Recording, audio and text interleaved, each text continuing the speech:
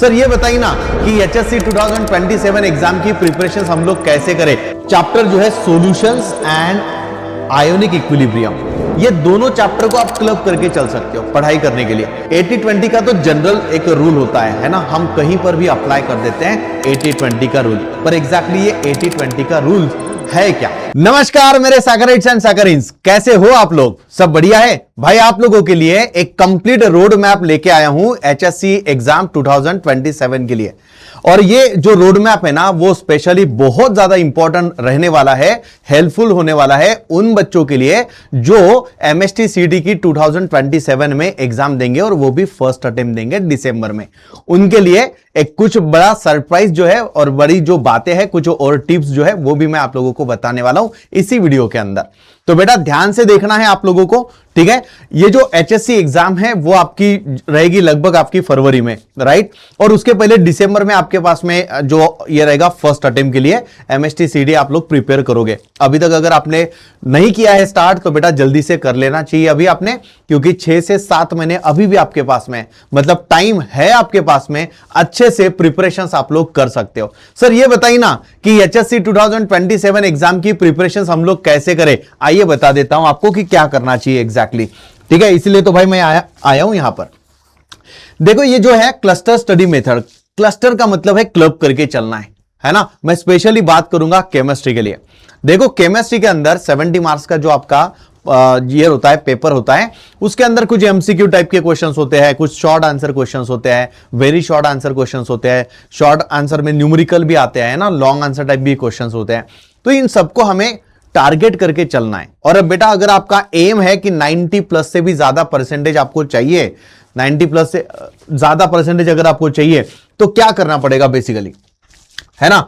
सबसे इंपॉर्टेंट चीज है क्लब करके चलो। जैसे कि यहां पर देखो चैप्टर जो है सॉल्यूशंस एंड आयोनिक इक्विलिब्रियम, ये दोनों चैप्टर को आप क्लब करके चल सकते हो पढ़ाई करने के लिए, है ना। इससे क्या हो जाएगा, इससे आप बड़े आसानी से दोनों चैप्टर को कवर करोगे, ठीक है। ये लिंक चैप्टर है। थर्मोडायनामिक्स एंड इलेक्ट्रोकेमिस्ट्री दोनों भी चैप्टर के अंदर हम स्पॉन्टेनिटी की बात करते हैं, तो इसीलिए ये दोनों चैप्टर को आप कंबाइन तरीके से पढ़ सकते हो। यानी कि जब आप थर्मोडायनामिक्स को पढ़ो उसके साथ में इलेक्ट्रोकेमिस्ट्री को पढ़ना चाहिए। तो ये क्लब करके अगर आप चलोगे, यानी 2 चैप्टर को एक साथ पढ़ाई करो और उसके क्वेश्चंस को टारगेट करो, ठीक है। देन जितने भी कार्बन वाले कंपाउंड्स है ना, फ्रॉम हाइड्रोजन डेरिवेटिव से लेके अमाइंस तक, हाइड्रोजन डेरिवेटिव से लेके अमाइंस तक, हाइड्रोजन डेरिवेटिव आ जाएगा, अल्कोहल फिनॉल ईथर आ जाएगा, aldehydes ketone and carboxylic acid आ जाएगा, कंपाउंड कंटेनिंग नाइट्रोजन जिसको हम अमाइंस बोलते हैं, है ना। तो ये पहले जो 4 चैप्टर है फ्रॉम द चैप्टर नंबर 10 से लेके चैप्टर नंबर 13 तक, बेटा इन सब में कॉमन चीजें है। इन्हीं में आपको रिएजेंट्स मिलेगा, इन्हीं में आपको रिएक्शंस की मैकेनिज्म्स मिलेगी, oxidising agent, reducing agent, lab test, IUPAC name, structure, isomer, ये सारे कंपाउंड जो है ना, टॉपिक जो है वो आप लोगों को यहां पर रिपीट होते हुए दिखते हैं। तो इंडिविजुअल चैप्टर को स्टडी ना करते हुए आप यहां ऑर्गेनिक को क्लब करके चल सकते हो, एक साथ पढ़ सकते हो, ठीक है। तो उसके बाद में जो आता है इजी मार्क्स वाले कुछ टॉपिक्स है। इजी मार्क्स यानी कि जिसको हम अप्लाइड केमिस्ट्री बोल देते हैं, बायोमोलिक्यूल्स हुआ, पॉलीमर, ग्रीन केमिस्ट्री, तो इनको आप टारगेट कर सकते हो। ये बड़े सिंपल वाले टॉपिक्स है, चैप्टर्स है ना, अप्लाइड वाले।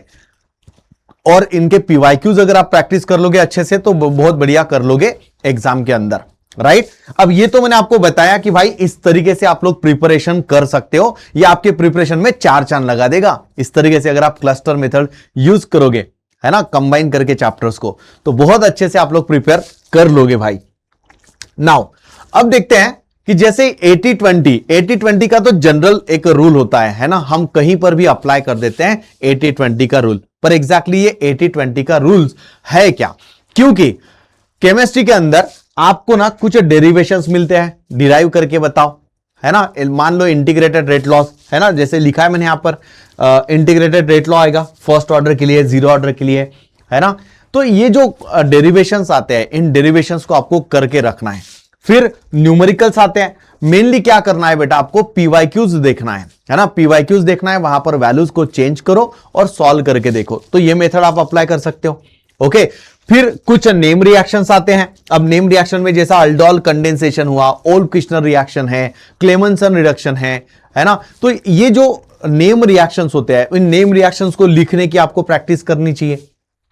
ये तीन चीजें बहुत इंपॉर्टेंट है, यानी मैक्सिमम जो है 80% आपको पीवाईक्यू के फॉर्मेट में दिखता है, और जो 20% है ना, ये 20% कॉन्सेप्चुअल पूछा जाता है आपको एग्जाम के अंदर। कितना? बस 20%। मैक्सिमम 80% भाई आपको पीवाईक्यू से मिलता है। तो मैक्सिमम टाइम आपको क्या फोकस करना है? पीवाईक्यूज के ऊपर फोकस करना है। वैल्यू चेंज करिए और प्रैक्टिस करो न्यूमेरिकल को सॉल्व करने की, ठीक है। होपफुली आप लोगों को ये पॉइंट बहुत बढ़िया तरीके से समझ में आ रहा है और इसी तरीके से आप लोग प्रैक्टिस भी करोगे, ठीक है। नाउ सबसे बड़ी बात कि इनको सर और अच्छे से हमें करना है और केमिस्ट्री में जो है 70 आउट ऑफ 70 लेना है, तो क्या करना चाहिए? तो बेटा आप लोगों को बता दूं, फिर रिवर्स इंजीनियरिंग। रिवर्स इंजीनियरिंग का मतलब क्या है बेटा? नॉर्मली हम लोग क्या करते रहे? नॉर्मली हम लोग पहले कॉन्सेप्ट को पढ़ लेते हैं। सर पहले हम लोग एक चैप्टर को पढ़ेंगे, उसके फॉर्मूलेस को पढ़ लेंगे, कॉन्सेप्ट को समझ लेंगे और बाद में हम क्वेश्चंस उठाएंगे सॉल्व करने के लिए। नहीं, आपको उल्टा करना है। आपको क्या करना है? आपको क्वेश्चंस लेने हैं, क्योंकि पढ़ाई तो आप लोगों ने अभी की है, ठीक है। तो मैं आपको 1-2 महीने के बाद में बता रहा हूं ये सारी स्ट्रेटेजी।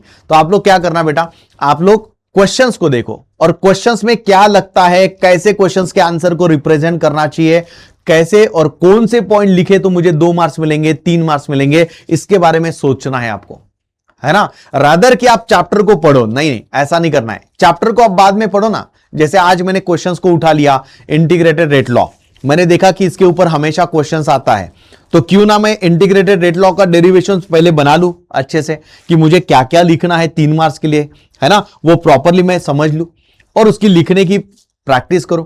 और फिर होने के बाद में मैं दिन खत्म होने के बाद में रात में एक बार मैं पढ़ लेता हूं उस चैप्टर को, है ना। तो रीडिंग वाला पार्ट आप पहले मत करना, रीडिंग वाला पार्ट जो है वो बाद में करना। पहले क्वेश्चन ओरिएंटेड आपको चलना है, क्वेश्चन ओरिएंटेड चलना है, ठीक है। जैसे कोऑर्डिनेशन कंपाउंड्स हुआ, तो उसमें से आप कुछ short answer question, long answer questions निकालो, उनके आंसर ढूंढो, कैसे लिखना पड़ेगा, क्या लिखना पड़ेगा 2 मार्क्स के लिए। तो ये स्ट्रेटेजी आप लोगों को डेवलप करनी है, ठीक है। नाउ अब सबसे जरूरी चीज, क्योंकि कैलकुलेटर तो आपको अलाउ किया नहीं जाता, तो फिर कैलकुलेशंस कैसे करोगे? तो कैलकुलेशंस करने में बहुत सारे बच्चों को आती है दिक्कत। तो बेटा आप लोग ना लॉग टेबल का यूज कर सकते हो। लॉग टेबल एक बहुत बढ़िया ऑप्शन है आपके पास में। ऐसा समझ लीजिए कि लॉग टेबल का मतलब होता है एक दूसरा कैलकुलेटर ही आप लोगों को दिया है ना। सो लॉग टेबल में थोड़ी सी आपको प्रैक्टिस करनी है और यहां से आप लोग आराम से निकाल लोगे कोई भी क्वेश्चन का आंसर। और इंटेक्स क्वेश्चंस को मत छोड़ना भाई। इंटेक्स क्वेश्चन जो है जनरली पूछे जाते हैं, स्पेशली लास्ट 2 ईयर से यही देखा जा रहा है कि जो ब्लू कलर का इंटेक्स क्वेश्चन आता है ना, इंटेक्स वाला पॉइंट दिया जाता है क्वेश्चन टेक्स्ट बुक के अंदर, उन क्वेश्चनों को आपको टारगेट करके चलना है लास्ट में, लेकिन ना स्टार्टिंग में नहीं, लास्ट में आपको उसको करके चलना है। क्लियर है? ठीक है। तो ये स्ट्रेटेजी आप लोगों को अपनानी पड़ेगी बेटा। 70 मार्क्स की जो थ्योरी है आपकी और प्रैक्टिकल आता है 30 मार्क्स का। मान लेते हैं कि 30 आउट ऑफ 30 आपको मिल गए और 70 में से क्या करना चाहिए, कैसे करना चाहिए, वो मैंने आपको सिस्टमैटिक वे से बताया। खास बात यह है कि ये जो परिश्रम बैच का जो सिलेबस है, यानी कि आपका जो 12 का सिलेबस है, वो सिलेबस कॉमन रहता है एमएसटी सीटी एग्जाम के लिए, लेकिन वहां पर आपको लेंदी तरीके से सॉल्व नहीं करने हैं। वहां टाइम का लिमिटेशन होता है, 54 सेकंड के अंदर आपको क्वेश्चन का आंसर निकाल के देना ही पड़ेगा। अगर नहीं आ रहा है तो ऐसे न्यूमेरिकल्स को आप स्किप करके आगे बढ़ सकते हो, फिर तुक्का स्ट्रेटेजी तो लास्ट में चलेगी, ठीक है। लेकिन एक अच्छा कॉलेज चाहिए आपको, सीओईपी चाहिए, विजेटीआई चाहिए, ऐसे बड़े बड़े अच्छे अच्छे कॉलेज में अच्छी ब्रांच अगर आपको चाहिए तो कम से कम 99 परसेंटाइल तो लाना पड़ेगा एमएसटी सीटी के एग्जाम में। और ये जो एमएसटी सीटी के एग्जाम है वो दिसंबर में होने वाली है इस बार, तो आपके पास में गिन के 6 से 7 महीने हैं, ठीक है। और ये एक ही बैच ऐसी है भाई, पहले आपको बैच के बारे में बता देता हूं। ऐसी एक ही बैच है लक्ष्य एमएसटी सीटी 2027। अगेन मैं आपको वही बात बताऊंगा, ये वो बैच है जहां से आपको बेटा रिजल्ट आते हुए दिखते हैं। और पूरे महाराष्ट्र में ये एक ही बैच ऐसी है जो अक्टूबर एंड तक सिलेबस खत्म करेगी, और वो भी प्रॉपरली टेस्ट के साथ में, वीकली टेस्ट के साथ में। यानी आप डीपीपी सॉल्व करोगे रोज, आप हर एक वीक के बाद में टेस्ट होगी आप लोगों की चैप्टर वाइज, उसके बाद में फुल टेस्ट भी होगी आपकी, मॉक टेस्ट। और भाई ये सारी जो बातें हैं ना, ट्रिक्स बेटर तरीके से आप लोगों को बताई जाएगी, कैसा क्वेश्चन को सॉल्व करना चाहिए कम से कम टाइम में, है ना, क्वेश्चन को कैसे रीड करना है, ये सारी बातें आपको लक्ष्य एमएसटी सीटी 2027 वाली बैच में पढ़ाई जाती है। और ये भी आप लोगों को ऑफर प्राइस में मिल रहा है, क्योंकि 6th एनिवर्सरी मनाई है हम लोगों ने, तो उसके बदौलत जो है बेटा यहां पर भी आपको ऑफर मिल रहा है 4199 में। तो बेटा बहुत कम कीमत है, और इस ऑफर का लाभ आपको जो है बेटा जल्द से जल्द उठाना है, बैच को एनरोल कर देना है। जितना जल्दी बैच को एनरोल करोगे उतना सक्सेस आप लोगों को मिलने वाला है दिसंबर में। क्योंकि बता दूं भाई, जेई वाले जो बच्चे हैं ना, मैक्सिमम फोकस करते हैं जेई की तरफ ही। महाराष्ट्र के मैक्सिमम बच्चे जेई की तरफ फोकस करेंगे, नीट की तरफ फोकस करते हैं कुछ बच्चे, और बहुत कम बच्चे होते हैं जो एमएसटी सीटी को प्रॉपर तरीके से मैं बोल रहा हूं करते हैं। तो लक्ष्य एमएसटी सीटी आपको प्रॉपर गाइडेंस देगा, आपकी प्रॉपर प्रिपरेशंस करवा के देगा सीटी के लिए, जो दिसंबर में फर्स्ट अटेम्प्ट आपका होने वाला है। तो इस गोल्डन अपॉर्चुनिटी को छोड़ना नहीं है भाई, है ना। तो यहां पर भी फटाक से जाइए और इस बैच को जो है एनरोल कर लेना है। नाउ वापस आते हैं अपने पॉइंट की तरफ। ये कुछ चैप्टर मैंने यहां पर लिखे, कुछ क्या पूरे चैप्टर से ये, ठीक है, 1 से लेके 16 चैप्टर्स है। सभी चैप्टर का कंपलसरी मार्क्स आज का जो वेटेज है वही आपको ध्यान रखना है, विथ ऑप्शंस की तरफ कम ध्यान देना भाई, है ना। आपको जो कंपलसरी मार्क्स है वो यहां पर दिए है, और कैसे ग्रुप करना है ये सारी बातें मैंने आपको बताई है। इनको फॉलो कर लेना बेटा, ये सारे पॉइंट्स को फॉलो करना है, ठीक है। होपफुली आप लोगों ने ये वाली स्ट्रेटेजी बहुत अच्छे से समझ ली है। बोर्ड को कैसे प्रिपेयर करना चाहिए, सीईटी के लिए क्या करना है, सारी बातें मैंने आप लोगों को बताई है। ऐसे ही टाइम बाय टाइम जब जब रिक्वायरमेंट रहेगी आप लोगों की तरफ से, जब जब डिमांड आएगी, तो वो डिमांड को पूरा करने का काम हमारा रहेगा। अलग अलग स्ट्रेटेजीज आप लोगों के लिए लेके आने का काम हमारा ही है। हम आते रहेंगे, तब तक के लिए भाई टाटा बाय बाय, पढ़ते रहना।